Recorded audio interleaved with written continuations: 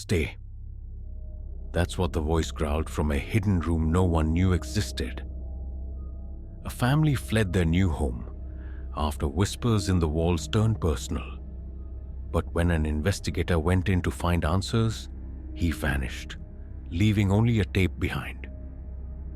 This is the true nightmare of the Whispering Room. It all starts in a small town called Harrow's End, tucked away in the rolling hills of northern England. The year was 1978, and the town was the kind of place where everyone knew everyone until they didn't. There was a house on the edge of town, an old Victorian relic that had been empty for decades. Locals called it the Grayson House, named after the family who built it in the 1800s. They said it was cursed, that something terrible happened there, but no one could ever agree on what. Some said it was a murder, others swore it was something worse. Whatever it was, the house had been abandoned since 1923, until the Carter family moved in. The Carters were outsiders. John Carter was a mechanic. His wife, Helen, was a school teacher, and they had 2 kids, Sarah, who was 12, and little Tommy, just 6. They'd gotten the house cheap, dirt cheap, because no one else wanted it. The realtor warned them about the rumors, but John laughed it off. Superstition, he called it. A bargain's a bargain. They moved in on a crisp October morning, and for the first week, everything was fine.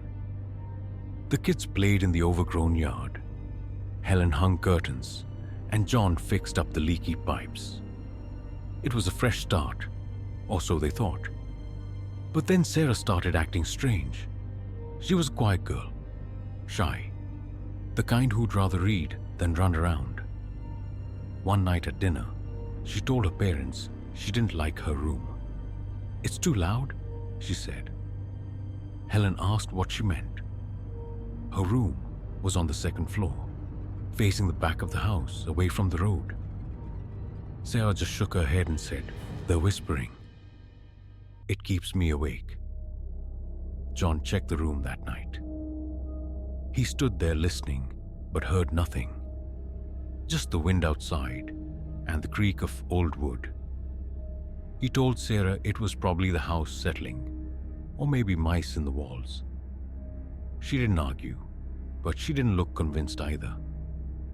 A few nights later, Tommy started hearing it too.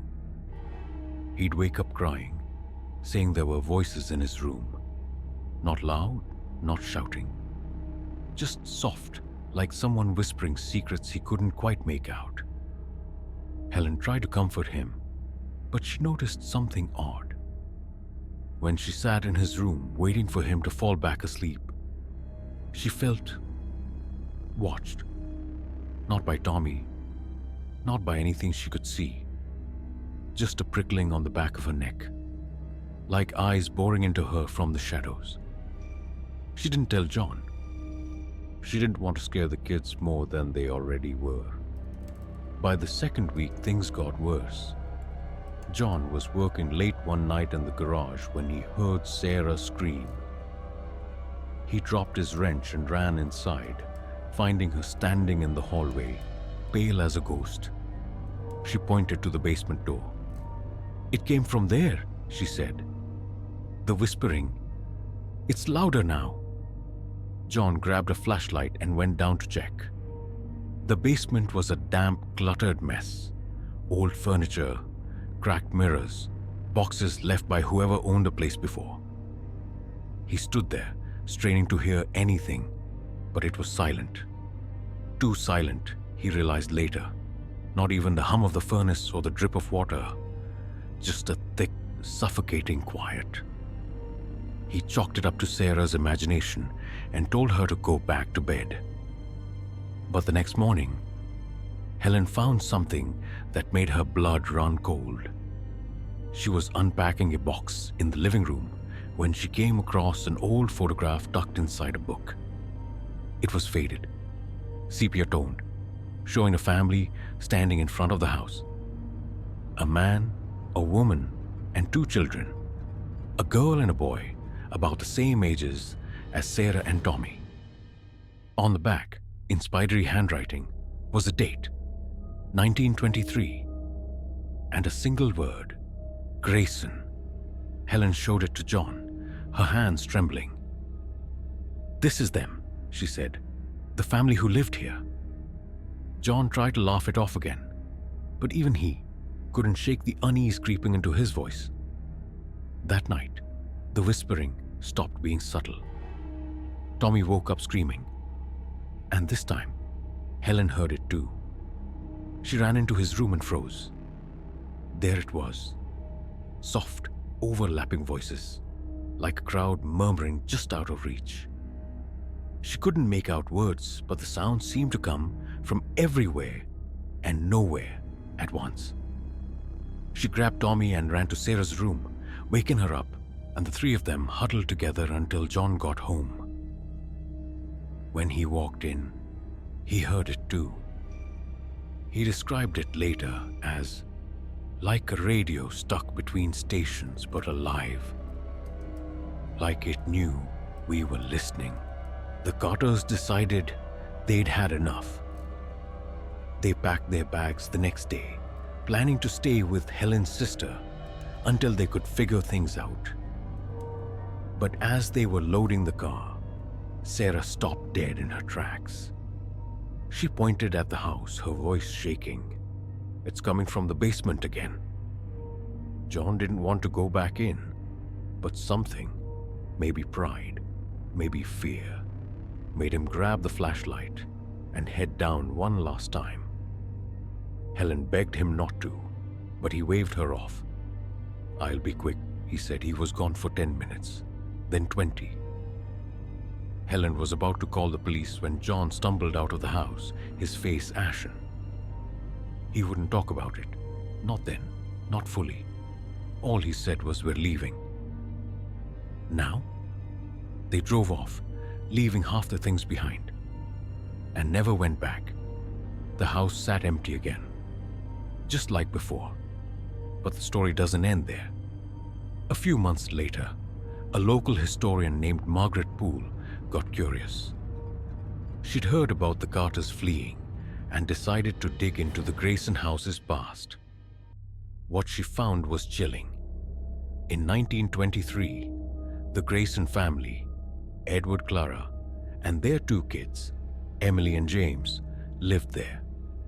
Edward was a clockmaker, meticulous, quiet. Clara was a seamstress. They were normal, unremarkable, until they weren't. One night in November, neighbors heard screaming from the house. The next morning, it was silent.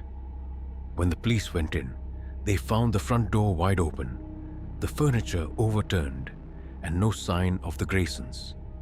No bodies, no blood. Just gone. The only clue was a note on the kitchen table, written in Edward's hand. "It's in the walls." Margaret kept digging. She found records of other families who'd lived there briefly over the years. All of them left within weeks, citing strange noises, feelings of dread, unexplained shadows. But the real breakthrough came when she tracked down John Carter. It took months to convince him to talk. But when he did, he told her what he'd seen in the basement that last day. He said he'd gone down the stairs, flashlight in hand, and noticed something he hadn't before. A small door in the far wall, half hidden behind a pile of boxes. It wasn't there the first time he'd checked. He swore it. Curiosity got the better of him, and he opened it. Inside was a tiny room, barely big enough to stand in, with walls covered in scratches. Deep, frantic marks like someone had clawed at them. And in the center of the floor was a single object, a child's shoe, old and worn. The kind a kid might have worn in the 1920s. The whispering started then, louder than ever, and John said it wasn't just noise anymore. He heard his name, clear as day, over and over, in voices that weren't human. He ran. He didn't look back. But he told Margaret one more thing. As he'd bolted up the stairs, he felt something grab his ankle. Not hard, not enough to trip him. Just a cold, fleeting touch like fingers brushing his skin. That was when he knew whatever was in that house wasn't gone. It was waiting. Margaret published her findings in a small local paper, but it didn't get much attention, except from one person. A man named David Hensley, a paranormal investigator, read her article and decided to check out the Grayson House himself. This was in 1980, 2 years after the Carters left. David went in with a tape recorder, a camera, and a notebook, promising to document everything. He was thorough, methodical. His notes from that day are still online, if you know where to look. He started in the basement. His first entry reads, 11:03 p.m., air feels heavy, no sound yet. By 11:30, he wrote, faint noise, like wind, but no windows down here. At midnight, his tone changed. It's whispering, can't make out words, coming from the walls. His last written entry at 12:47 a.m. says, found a door, not on the floor plan. Opening it now. The tape recorder picked up the rest. You can hear David breathing, the creak of the door, then silence, until the whispering starts. It's faint at first, then grows, layering over itself until it's a cacophony of voices. David's voice cuts through, shaky. Who's there? What do you want? The whispering stops abruptly. Then a single voice, low, guttural, says, stay. David screams. The recorder clatters to the floor, and the tape ends. David Hensley was never seen again. His camera recorder and notebook were found in the basement 3 days later by a search party. But there was no sign of him. No footprints, no struggle, nothing. The house was boarded up after that, condemned, left to rot. Locals say if you stand outside at night, you can still hear the whispering, faint but unmistakable. So what happened to the Graysons, to David, to whatever's still in that house? No one knows. Some think it's a haunting tied to a tragedy we'll never uncover.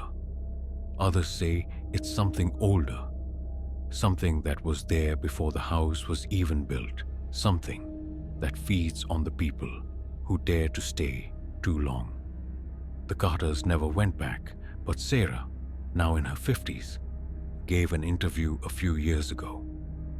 She said she still hears it sometimes, in her dreams, the whispering, calling her name. And that's the story of the Whispering Room. It's not a tale of blood or monsters. It's worse. It's the kind of horror that lingers, that makes you question every creak in your house, every shadow you see out of the corner of your eye. So next time you're alone at night, listen closely. If you hear a whisper, just hope it's not saying your name. Thanks for sticking with me through this one, everyone. If you've got your own creepy stories, drop them in the comments. I'd love to read them. Hit that like button if this gave you chills. Subscribe if you haven't already. And I'll see you next time with another tale to keep you up at night. Sleep tight or don't. Your choice.